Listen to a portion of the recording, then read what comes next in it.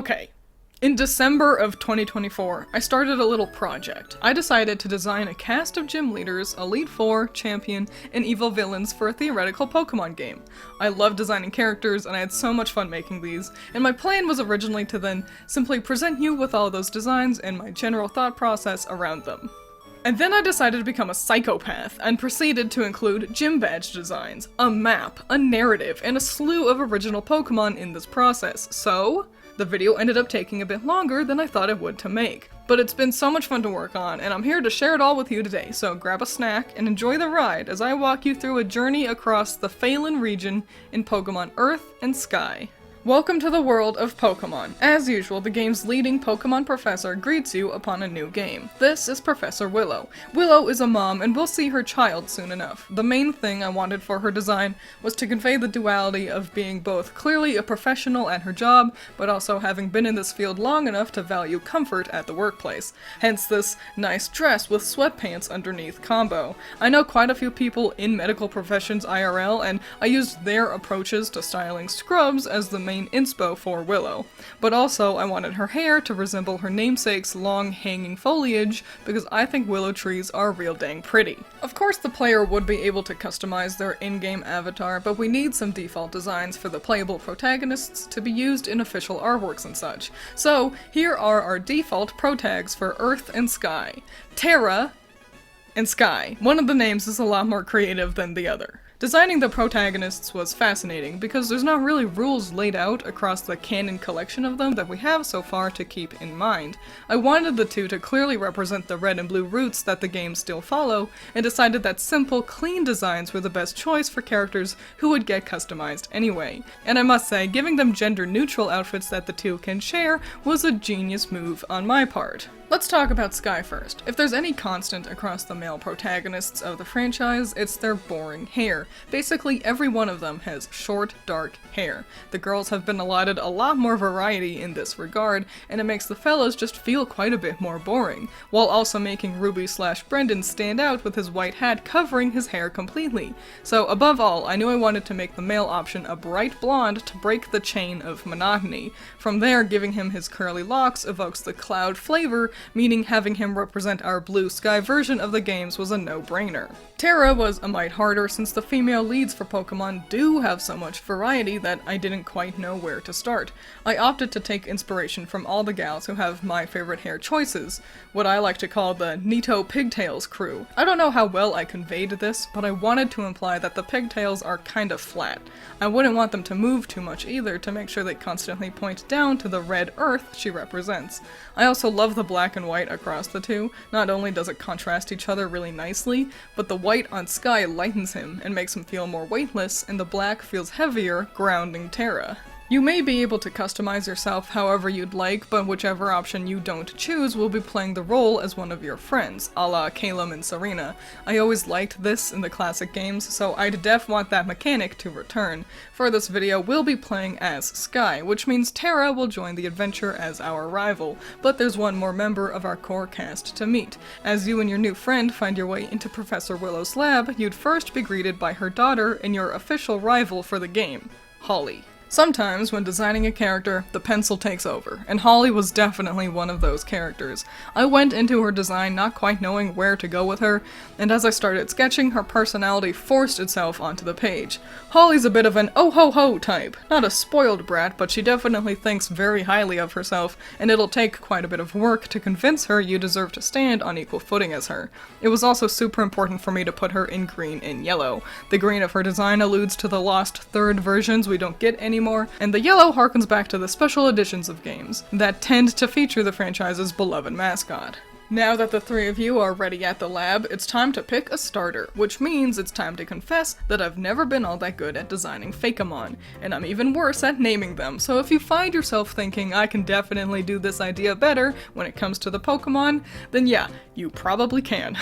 And I'd love to see any Pokemon redesigns you decide to whip up, or any sort of fan art you may want to make for this video, so don't be afraid to @ me on Blue Sky or Twitter to show me how much better at designing Pokemon you may be. But I still wanted to give it my best shot, so here are the starters for the region. Spwig, the twig Pokemon.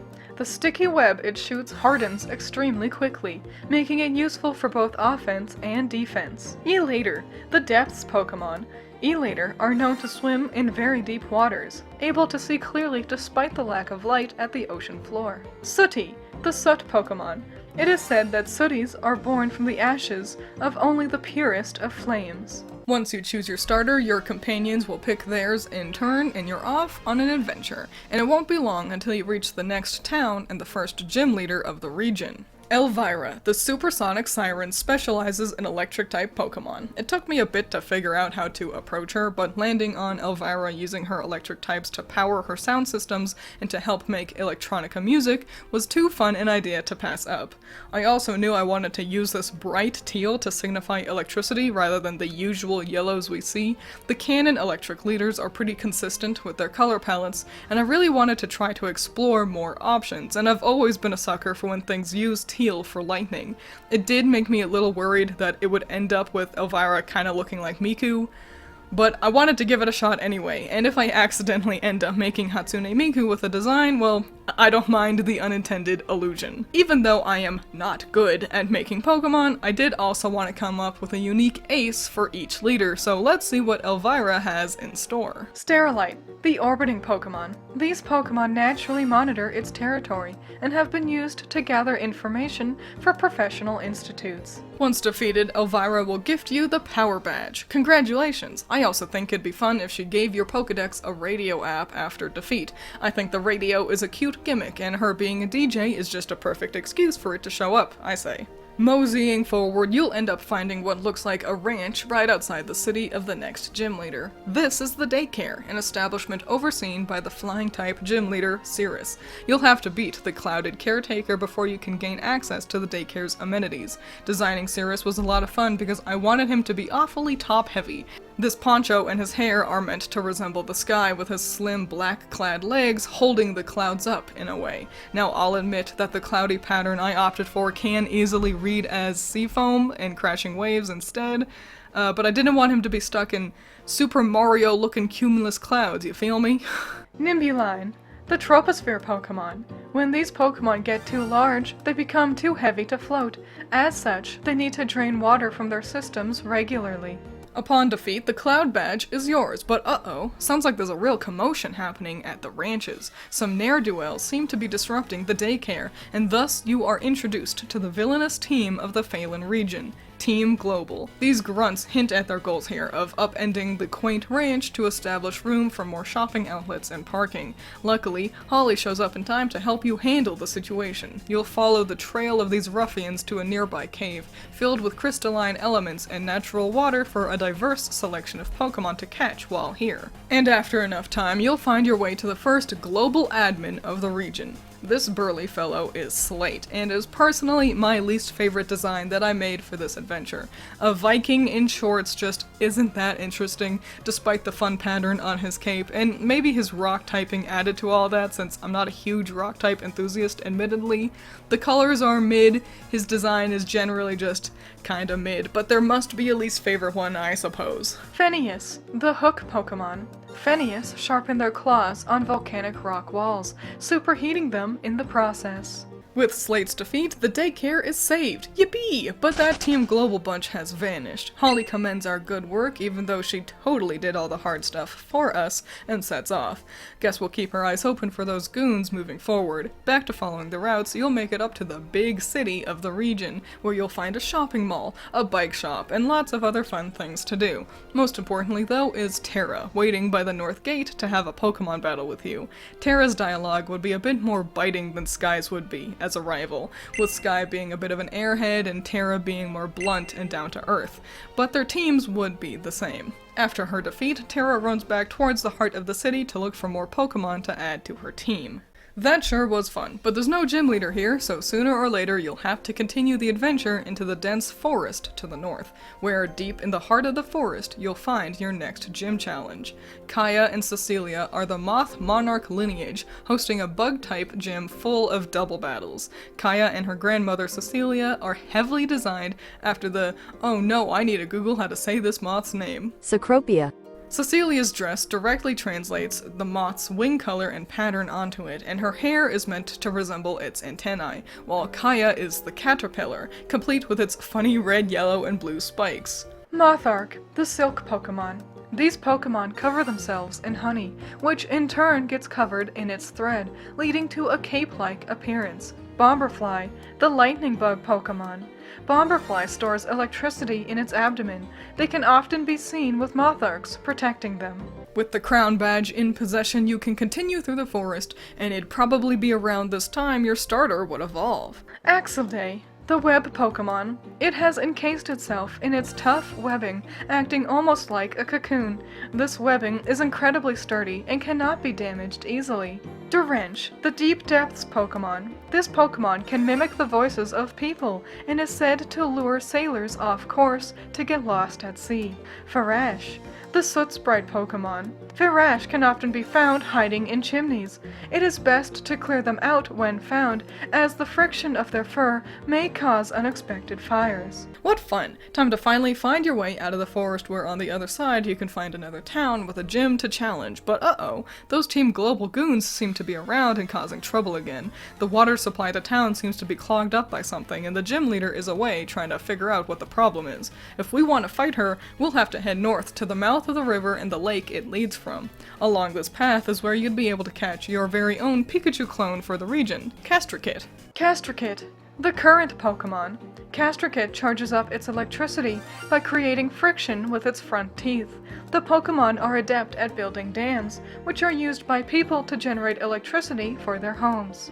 Making it to the lake, you would find Team Global using their Pokémon to try and dam up the river completely. This would not only harshly affect the environs downriver that rely on this water source, but would also lead to flooding of the lake, and the diffusion could lead to more earthquakes as well. Surfing out onto the water, you'll find the next Team Global admin, Sarah, the water-type specialist. Sarah's design was inspired heavily by real-life piranhas and the salmonids from Splatoon. Not to toot my own horn, but making her a gloomy mermaid was such a brain blast on my part, I gotta say. So many water-type specialists in Pokemon are bright, poppy, and fun, and I love those too, but a gloopy swamp princess is also real dang fun. Normashana, the mudfish Pokemon. Normashana thrive in shallow waters, where they are able to swim through gunk and mud with ease to catch their prey. Defeating Sarah once again causes the evil team to scatter, where the local gym leader is then able to re-establish the water's natural flow before heading back to town for you to fight. This is Stella, the metal-coated mind, and just in case the title didn't give it away, she's the Steel-type gym leader. I've had this idea for a Steel-type gym leader doing construction work for a long time, but it wasn't until I started working on this project that I thought of changing them from Rourke 2.0 to being the foreman, or forewoman, on site instead. Stella could snap me in half, but her claim to fame is being the brains behind her construction company, and her fit is basically wholesale stolen from what my boss wears when the weather gets bad. Chromodina, the tempered Pokemon. It stores water in its shell, which it uses to cool itself as well as modify its buoyancy. Victory nets you the bridge badge. That's the fourth one, halfway there, and it's time to move forward. Stella and her crew are currently working on the bridge that crosses the river, so heading east across it is unavailable currently. However, you can find Terra here after your battle with Stella. Your rival gives you some info on the history of the region, which is very cool.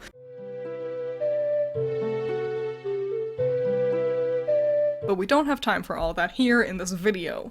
So it looks like you'll have to head west to the mystical fungal forest. Nestled deep in the area is a little town in the next gym challenge. Jewel, the doll in the darkness, is Faylen's dark-type gym leader, and if you're familiar with my channel, then you probably know that of course my first priority with a dark-type gym was to put the leader into gothic Lolita fashion. I actually looked up a lot of different dresses to use as reference for Jewel, and I think that really paid off. This long hair is meant to evoke the strings of a puppet, but I opted to follow the lead of Atlas's persona and metaphor and give my gothic character this bright hair color. While these are the biggest inspo, I actually feel like the bright orange/red hair on goths has been quite the trend recently, and I like it a lot. It makes her pop a lot more than my usual picks of black or white hair would have done. Inkanal, the ink cat Pokémon. The sludge it produces rapidly degrades plant life. Inkanal thrives during the night, meaning unassuming people will wake up to find mysterious circles burned into their lawns and crops. Victory here nets you the crossbar badge. Time to continue northward as the fungi transition into a simple pine forest, and within the forest you run into Holly, ready to battle. While you got to see some of Holly's Pokémon earlier when she helped with Team Global, fighting her here is when you'll get to see that Holly's team consists of the rarest catches of each area. You'll need to win to continue forward, while Holly chooses to stay here for a bit. Finally, after some time, you'll reach a little village at the foot of a volcano overlooking the region. This is the home of the next gym leader, the man who wears the planet Atlas. Atlas might be my favorite design. Pokemon's ground-type specialists have a surprising amount of variety, which means it was tough for me to figure out how I wanted to play with the idea myself. It was the thought of incorporating underground gemstones that led to Atlas's retro vibe. I took inspiration from a handful of other hippie-flavored characters for him. I'm really happy that I nailed all the stereotypical necessities for a gem-powered groovy guy. I just hope he doesn't end up looking too generic. Cryonite, the mineral Pokémon. Cryonite survives on magma, which is cooled by its frozen internal body temperature. This is how it develops its crystalline shell. Another victory means another badge. The gem badge is obtained, but some rumblings are occurring. Something seems up with the normally dormant volcano, and I bet you know who's behind this. Atlas has his Pokemon open up a path to the volcano for you to follow some Team Global grunts. Meanwhile, he's gonna stay in town to make sure everyone stays safe. And venturing upward, you'll find not one, but two admins. They seem to be trying to blast into the volcano in an attempt to mine some of the renowned gems for themselves.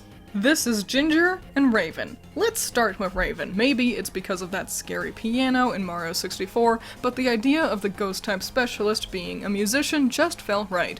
But also maybe it's because one of my inspirations for his design was a band named Ghost. I also did use Kiss for inspiration as well, and tried to mix those two aesthetics, which I'll be honest, I think I could have done a better job. Ghost's heavy religious imagery and Kiss's leather micro-vests are shockingly hard to fuse together. I think there's just a more interesting version of this I could have done.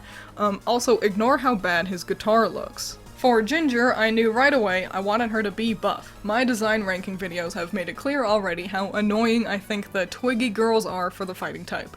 Let's have a gal who actually gets to look strong too, but I didn't just want Bruno with pigtails, another generic karate master, so I opted to use capoeira as her preferred combat method. Not only does this allow me to reference Odd Taxi, but it's a perfect match for her partner Raven, as capoeira mixes dance and music into its combat. I even used a handful of different dancers' dresses and skirts as reference for Ginger's fit. Raven makes the music and Ginger dances and kicks ass to it. Alagacha, the grapple Pokemon. These Pokemon are known for their intense grip strength, able to clamp their claws at incredible speeds. However, they lack the strength for releasing their grip, and so open their claws quite slowly. Cloven, the nightmare Pokemon. These Pokemon will gather in large groups when the moon is full.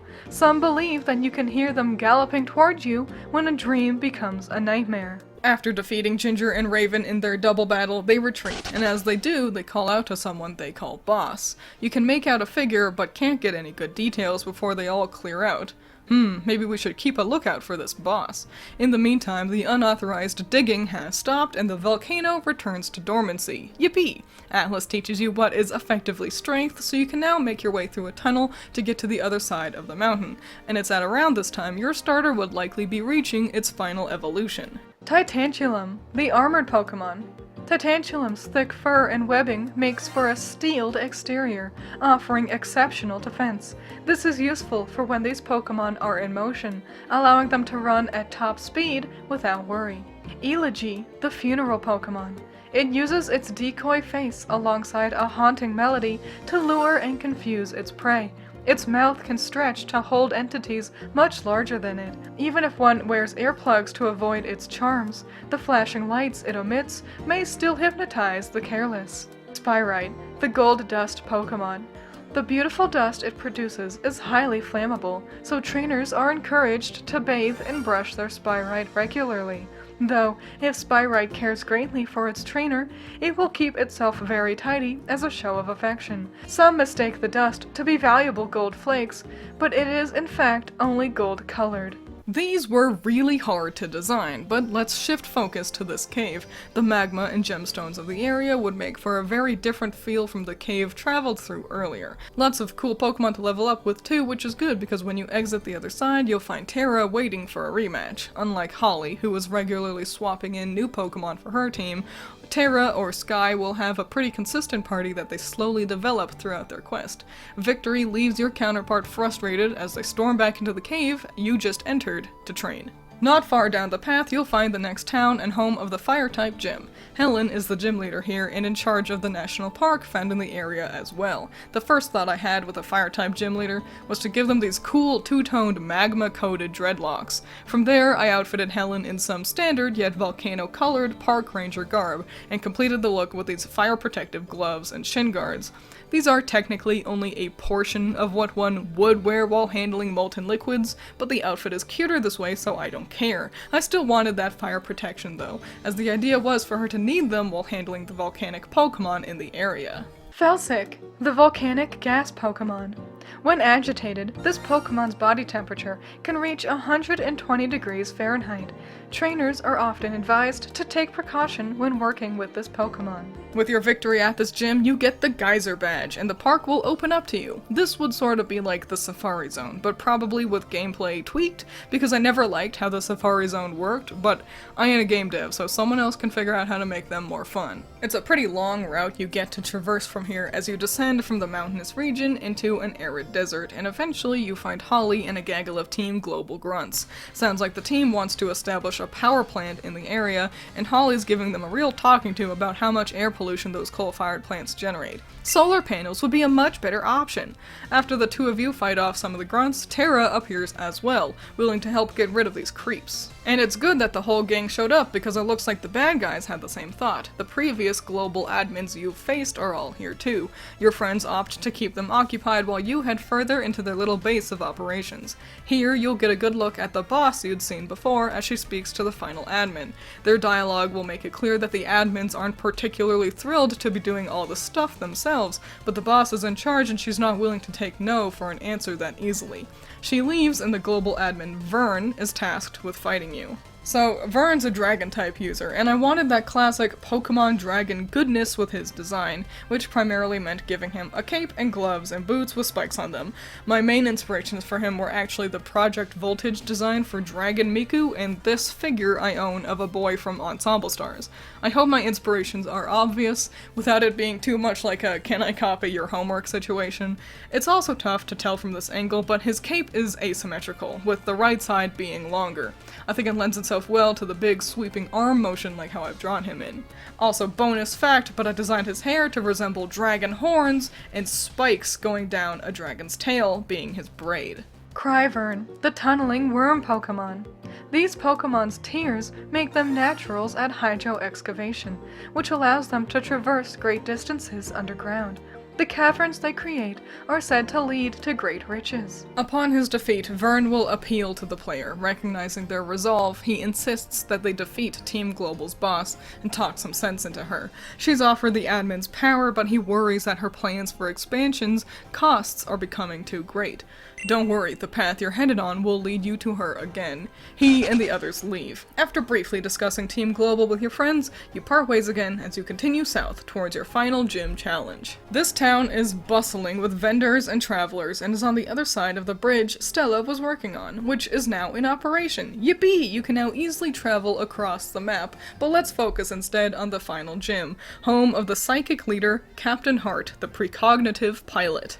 So, I was completely at a loss for what to do with the psychic leader. I didn't want just another psychic or book reader, but I didn't know what else to really do with the typing, and after some thought, I decided to forego a usual hobby or job, and instead looked to one of my favorite canon characters for help.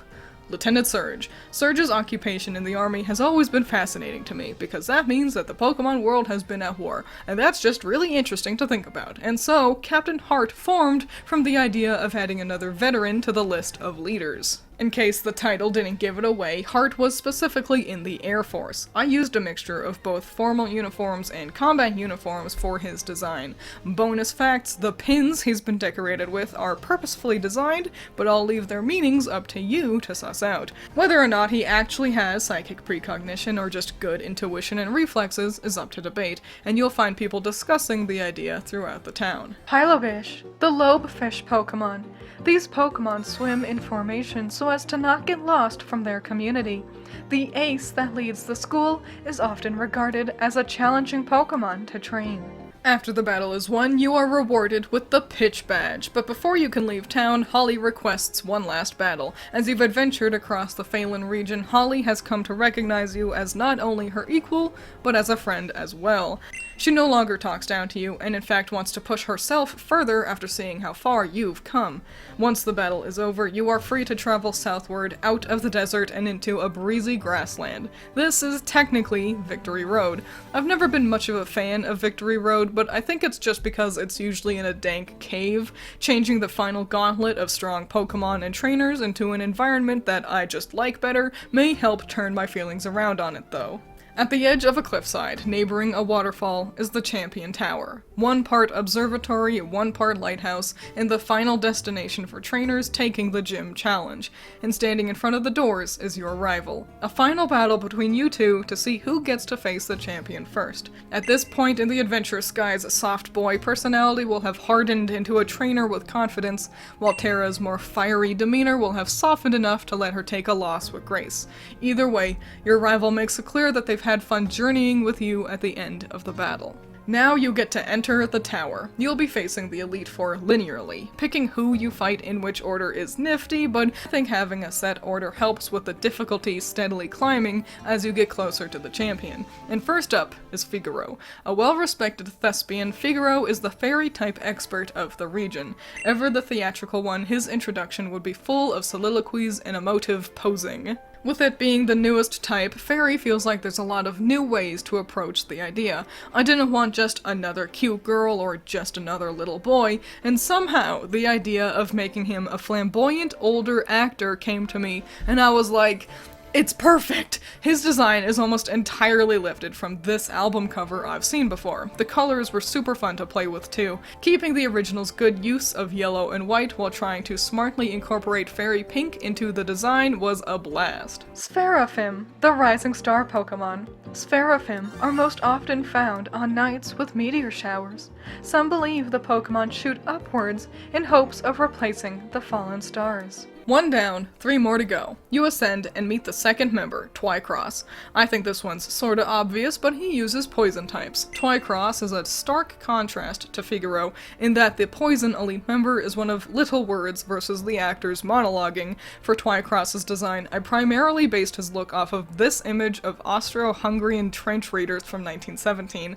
I really liked the silhouette their jackets and gas masks created, and it seemed perfect for a poison-type trainer like Twycross. His name, by the way, comes directly from our real-world Twycross, England, not because I think IRL Twycross is toxic or polluted or something like that. It's a reference to Banjo-Kazooie. Rusty Bucket Bay is the poisonous water level. The titular tanker is labeled with Twycross's name across its stern, an allusion to Rareware's base of operations. That's where his name comes from, the poison boat level of my favorite video game. Bodcod, the sewage Pokemon. This Pokemon thrives in urban settings. It feeds on waste in sewage systems, which benefits civilians by keeping their pipes and plumbing clear. Another Elite Four member handled. On to number 3. Heading upwards again, you'll find Chrysanthemum, the flower princess and grass-type specialist. Friendly yet formal, Chrysanthemum's speaking pattern would be like a classic monarch, refined and eloquent. The moment I decided to do this challenge, I knew that the grass-type trainer would be a flower princess, fully inspired by Celine from Fire Emblem Engage. I effectively drew her dress how I remembered it, which led to a similar silhouette but vastly differing details, which is super fun. It's also a little tough to tell, but she's got crazy platform shoes. I like diversity when it comes to character design, so I gotta have at least one super short girl in here, but I liked the idea of her being so short that even with her 5-inch platforms, she's still the shortest member of the Elite Four. Gazania, the nightly Pokemon. These Pokemon are extremely protective of their trainers. Some say Gazania become forever downtrodden if they ever see their trainer cry. Almost there, just one more Elite Four member before you get to fight the champion. Up you go again to find the temperature has dropped and the floor is covered in ice as Keen skates up to meet you.